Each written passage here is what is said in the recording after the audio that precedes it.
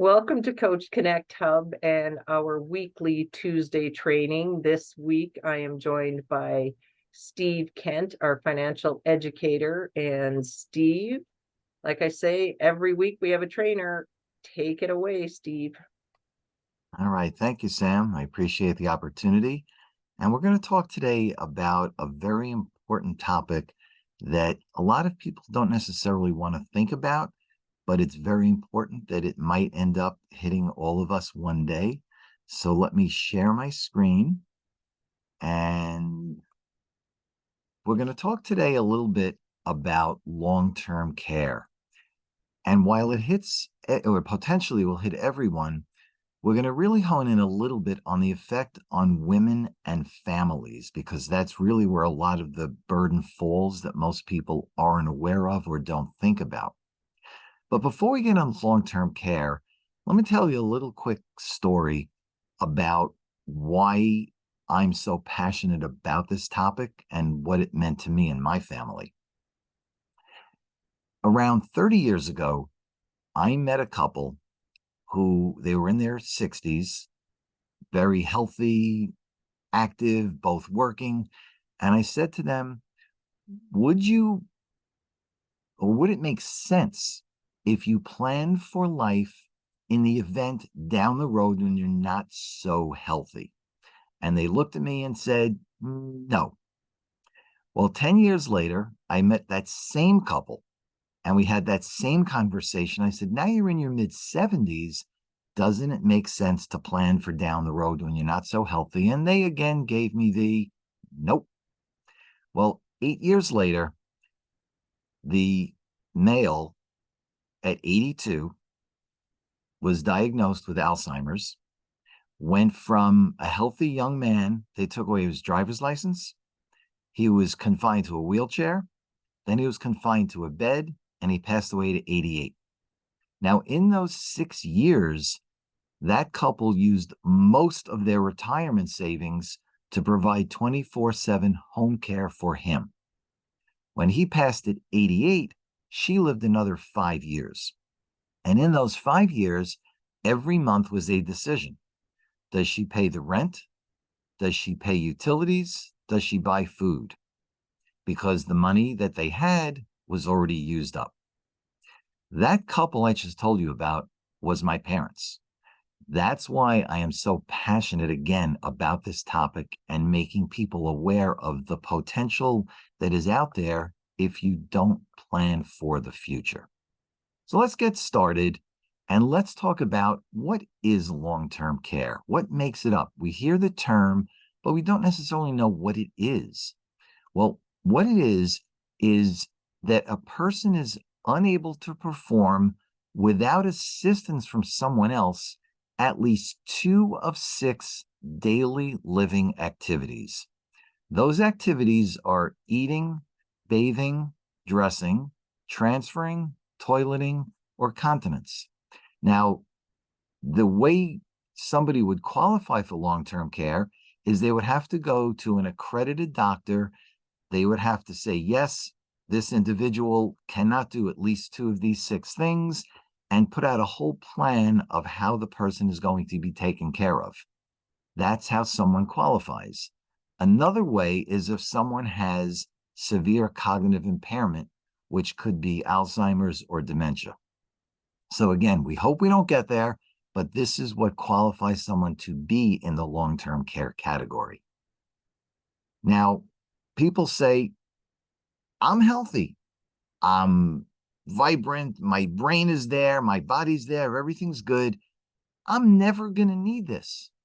But we don't know, because nearly 70% of people over 65, 7 in 10, are going to need long-term care. And what's more, 40% of people between 18 and 64 need long-term care.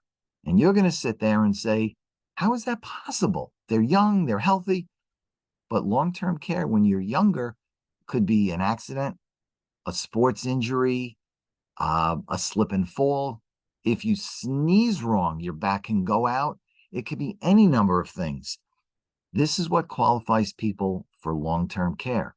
So while we all hope that we're in that 30% that doesn't need it, the odds are we're going to be in the 70% that does.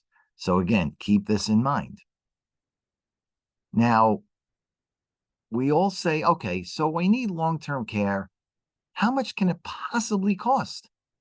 How much I go to a doctor, I pay a deductible. How much can long-term care cost? Well, you'd be surprised. 73% of people that need long-term care have a home health aide. 18% go into an assisted living facility, and 9% go into a nursing home. Now, if you look at the costs, the top line is 2022, and the bottom line is 2042 with inflation. But if you'll also notice, right below that, it says this is only for 44 hours a week, 52 weeks a year. Most people that need assistance need it for more than 44 hours. So the numbers that are here are likely going to be much higher. Now, you're also going to say, those are really high numbers.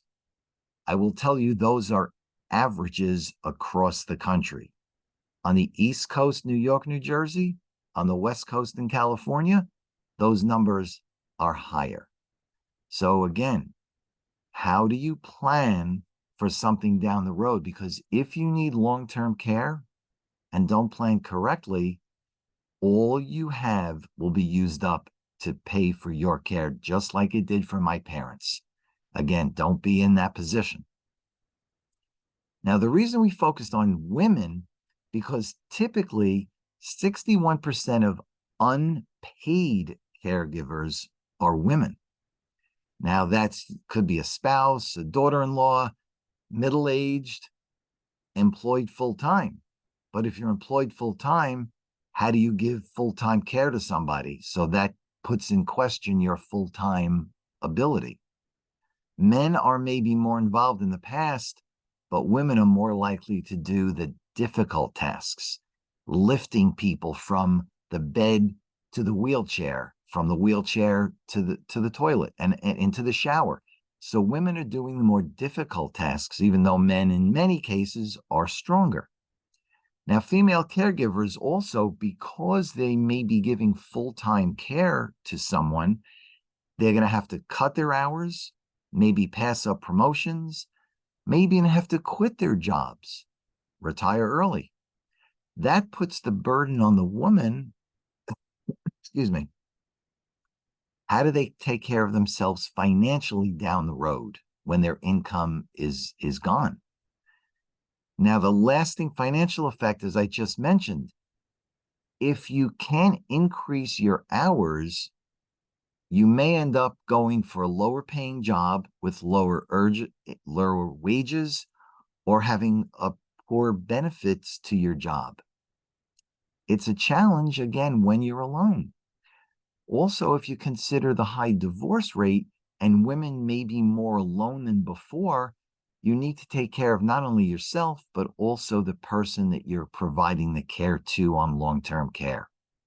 And women are 2.5 times more likely to end up in poverty because they don't have the income and they're using their whatever they have savings to pay for that person. It's a challenge. And again, it's a lot on the women's side because statistically, that's where it goes. Now, there are a lot of common misunderstandings that people have about long-term care. One of which is health insurance. It'll pay for it. And no, it won't, because Medicaid will only pay if you have assets less than $2,000. Nobody knows when long-term care is going to happen, but they do a 5-year look back. So if something happens and you're going to need long-term care and you start moving money around, the government is smarter than us. They're going to find that and use that money first before they kick in. There's also limited nursing home selections in Medicaid. And articles are out there all over that if you need Medicare or if you need Medicaid, you don't want to be in a government-provided Medicaid facility. Then you have Medicare. Now, that requires multiple things. You need to be in a hospital for at least 3 days before you're allowed to go into a Medicare facility. You have to be admitted within 30 days. Medicare will also pay 100% of your cost of that nursing home only for the first 20 days. The next 80 days, you have to pay $200 per day in 2023, and it's going up next year, and Medicare pays the balance. So for 80 days times 200 days, do you have $160,000? I don't. Or even if that's 16,000, whatever that number is, that's a lot of money that people don't have. And after 100 days, the entire cost is borne by you. Who has that kind of money? Which again, lack of planning. Long-term disability, people say, well, that'll pay for it. But long-term disability is only for employment-related injuries or income or expenses for lost income from the job. But if you have long-term care, it's not part of the job. Long-term disability is not an option. So again, it's that coverage that is so important to plan for it. Now, we're going to talk for a second about a long-term care tax. And you're going to say, what is a long-term care tax? Well, in the state of Washington, they passed a law that said, we are going to tax your salary at 0.58% as long as you're working with no cap. That means whether you're making 20,000, 100,000, or $1 million, they're going to take 0.58% of your salary for a long-term care fund. What they sort of forgot to mention to you is that the entire benefits that you will collect lifetime is $36,500. That means, depending on where you live, that money will only last 3 months. When that 3 months is up, who is going to pay for your care? Who is going to provide your care? It goes back to you. If you don't have the means or the family to give you that long-term care, what are you going to do? I don't know what the answer to that is. That's a personal issue. But what are you going to do? Now, let's talk for a second about New York, because that's where I live. New York is in the process of looking at the similar type of plan. Their tax will be above the 0.58, but not exceeding 0.99%. That means if I make $100,000, I'm going to give $1,000 that year to this fund. The more I make, the more I'm going to pay. In New York, it's more expensive. That money may only last 2 months. But here's one of the kickers. It's not limited to just people that live here. If you live in another state and work in New York, you're going to pay that same tax. And it's anyone who works over 500 hours per year.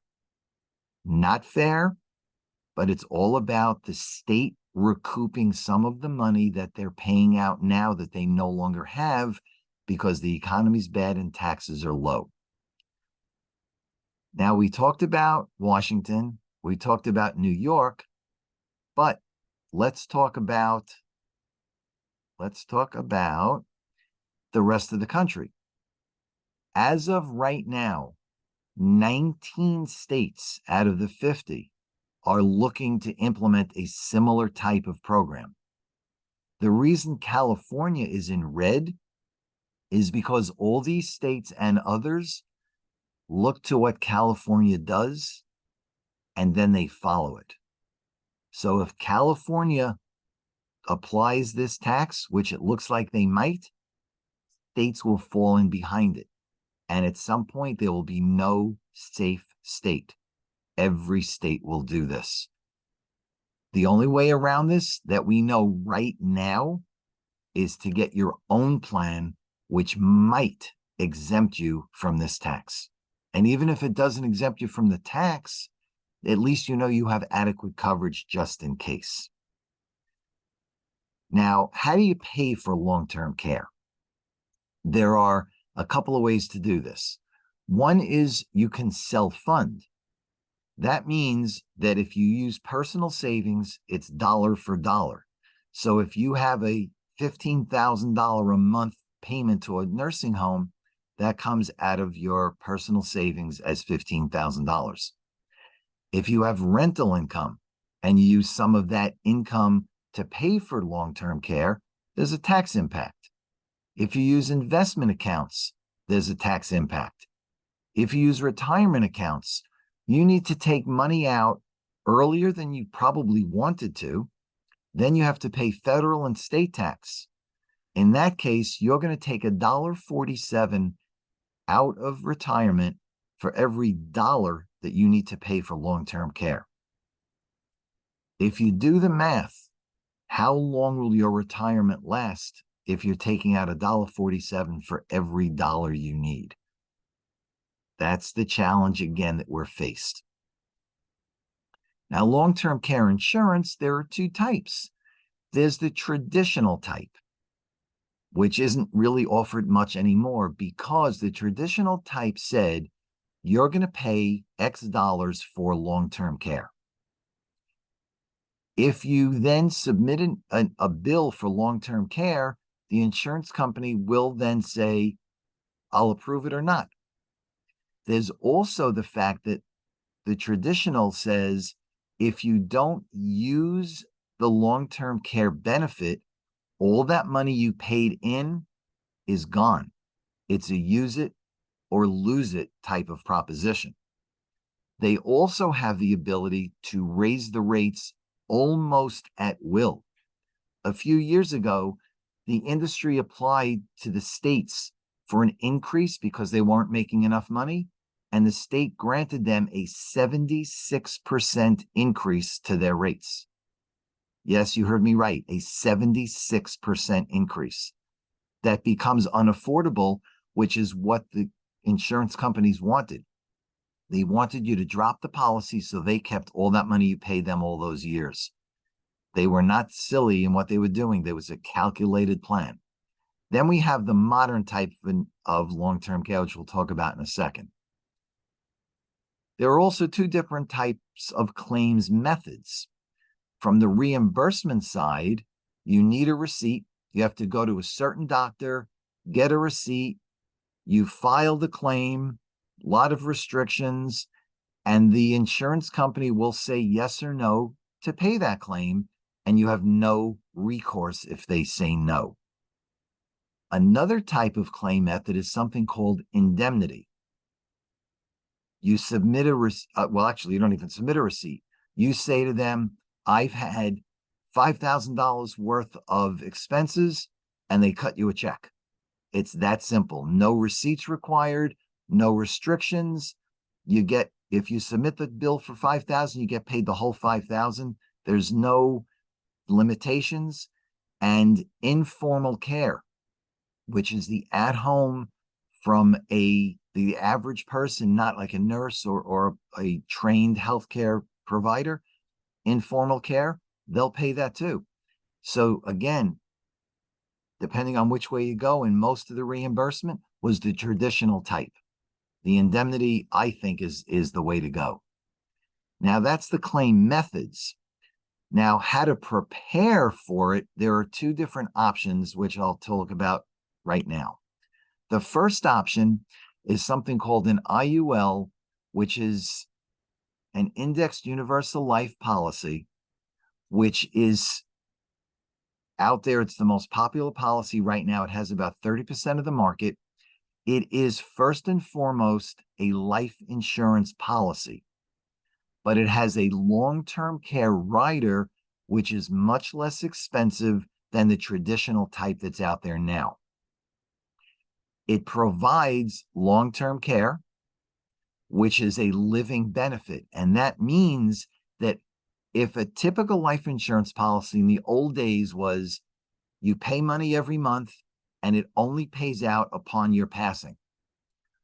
But living benefits say I can use some of that life insurance now while I'm living. So if, for example, if I have $1 million policy with a long-term care rider, I can use any or all of that million on long-term care. If I should happen to pass before I use that $1 million, then the balance is paid out as a death benefit. So I'm never losing. And the other piece of that, which is really good, is a flexible premium. So if I have this policy and my premium, let's say, is $400 a month, and I get an unexpected bill and I can only pay $200 this month, pay the $200, make up the other $200 sometime down the road. It's not going to do anything to the policy. It will remain in effect. You will still be covered. So that's a great feature that have a flexible premium. The other type of option is something called a linked benefit.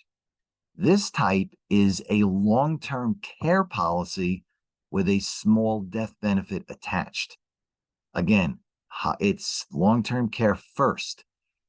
If you don't use long-term care, they will return the premium to you or to your beneficiary. So it is not the traditional use it or lose it. This is, if you don't use it, you get it back, which is huge. It's inflation adjusted. So you could have it set up that your benefit will increase 2% a year, 3% a year, 4% a year. So you keep pace with inflation. And that's also great. The other thing here, you can pay it up in 10 years or less. It is paid up. You're done. They cannot ask for more money. Your rates will never go up. Once you lock into a payment, it stays. They can never ask for an increase. This is the beauty about the linked benefit type of policy. So the two options are the IUL with a long-term care rider or your linked benefit. Now, one thing that probably will not surprise you is that as you get older, your approval rate for long-term care goes down because you're getting older. So chances are you may pass first. You may need the long-term care benefit sooner. So the insurance company is weighing the risk of your age and your need, your potential need for that benefit.